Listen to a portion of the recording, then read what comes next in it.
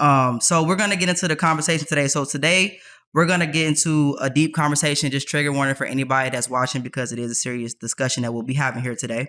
And we definitely appreciate you for coming here and feeling comfortable to share your story with us. Okay.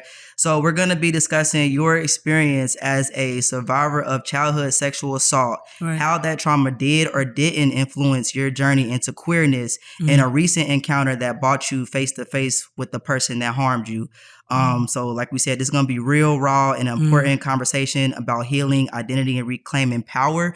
And also, when you called me, you were just saying, like, as a dominant presenting woman, you wanted to speak on this because a lot of people probably don't know that side of you, or they look at us and they just assume whatever they might assume. But there may be people out there. No, there are people out there that can relate to you and your story. So we definitely gonna get into it today. Before we get into it, how you feeling? I'm feeling good. Like I feel great. Like I'm comfortable with you guys.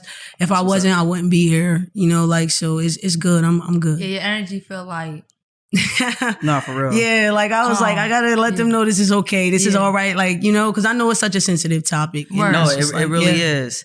So, however, you know, many details you want to give us, can you walk us through your experience and how it took you to even let people know what was going on with you as a child? Okay, so when we go back to when y'all told me about my coming out story, at that time I was still kind of like, I was in high school and I was, you know, dating girls in high school, but at home I'm walking out the door with girl clothes on and I'm like getting dressed in the bushes type of thing, like, and I'm taking the clothes off and doing stuff like that. So how I came to talk about it and be face to face with it, I was about 15 or 16 years old, and it was something going on with somebody really close to me that I cared about, and I kind of felt like it was happening to them because the person was also close with them. So that's how I came to, like, hey, Mom, I gotta tell you something. Like, you know, this happened with this, and, you know, and that's how we became like, that's how I became face to face with it for the first time. You know, that's how I became like, you mean like that? It became realized, real. Yeah, it became real. Does that make, like, it became real? Like, oh, this is really real. Like, you know, like, cause I always put it in the back of my mind, you know, like, and yeah. So I told my mom or whatever, and like, man, that day was like, it was like so crazy because like my mom she just like cried, like she just like cried, and it was like so bad that like I just had to just walk out and just like go upstairs, and I just closed my door, and I felt so many emotions, like, oh my God, like what did I do? Like I should never done this. Like, did I do the right thing? But like the type of person I am is like, I love so hard, and it's like I couldn't tell from myself, but I wanted to help the person that I love. I wanted to protect them, and it's like, hey, like I'm gonna do this for you, you know. And then that's where it comes in. My mother accepting it, like, you know. Oh, you being gay. Accepting me, like, man, like, and she even apologized for the punishment and just like how they were acting, and it's just like I don't move with like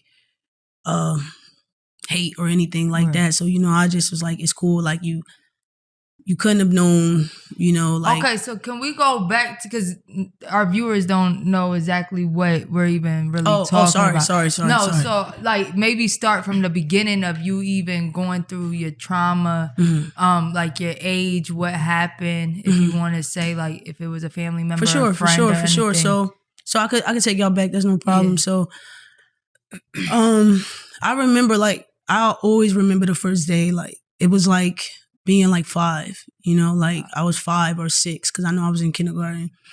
And this person, I'm gonna say, was like really immediate and really close, you know, like really close. Like, and I looked at him like a protector and somebody that's supposed to protect me. I think at this age he was like 15, 16 or something like that. And I just remember like being like him picking me up from school, and then like him saying like, hey, like when you get in the house, go in the attic. Like, it's like, all right. Like, you know, I didn't know. And then that's like, I just remember like that, like that's when it started, because like, I don't know why, like, you know, 29 years later, it's like, I remember it. Like, I remember that. So it started from 5, and it, continue until I was 13.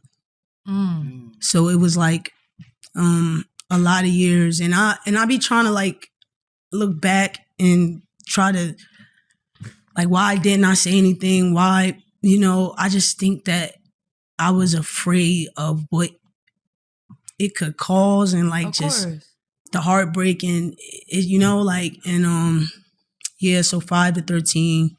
He was sexually assaulted. And was it a family member or a friend? Family member, yeah. Very immediate, like close. Like very, very immediate. Like, you don't want to say. It would, if not, it's fine. Yeah, like I'll say like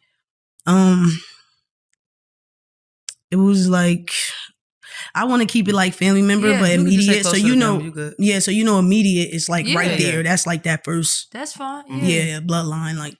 Word. So mom, like you had trust in him. Oh yes, you're yes, a kid. much, yeah. You look up to him. This family, they tell you to go up to the attic. Right. You like, right? All right, yeah. You know what I'm saying? Yeah. And are they like telling you things to have you think like, damn, if I say something, or like were they saying something to make you feel comfortable with it, or I can't remember that, but like I remember. It's so like weird. Like I remember him still trying. I can't even say protect me. Like it was like he was showing me a certain type of favoritism, bringing me candy, taking me places, let her stay up. Like it was like, as a kid, I would say manipulation. You felt special. Yeah, it was like I don't think that I knew exactly what was going on. Like, but. It was like he did things afterwards, and it, in a strange way, it was like I still looked at him as a protector, and because I don't know, like I don't know what this really is, like. So it was like, yeah, I think it was kind of like a manipulation thing, like. Yeah, I think T was saying that when T Sanders, we interviewed her, and she was saying like something crazy made her feel like she was happy. She felt like the favorite in a sense, but it was manipulation and stuff. But like as a kid, you can't process that, and you don't necessarily know right from wrong. Like you're taught right from wrong. You know what I'm saying? So at 5, it's like, you know, so that makes a lot of sense though. Yeah, because when somebody's older than you at 5, you look at them as superior, and you look at them like knowing everything. Right. You know nothing, you know? So yeah. So you said 5 to 13. Was there any point within that time frame that you realized like this ain't right, or did you know off the back that what was going on wasn't right? I knew. Like I think I wouldn't even say. Yeah, I think like 9, 10ish. Word. I'm like, this ain't it. Like 9, 10. That's like 5 years later though. This is this was like, and it's the stuff that happens right, you know, under people's nose, like, but yeah, like 9, 10, and then it's so crazy because I got so used to it.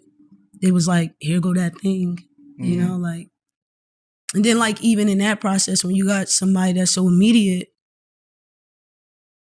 I don't know how we got to this, but the lunch man at my school, he started to do it. Hold up, y'all. If you want to watch this full episode, you got to subscribe to our Patreon now. That's right. Head over right now, patreon.com/the No Homo Show, and make sure you subscribe. Let's get it.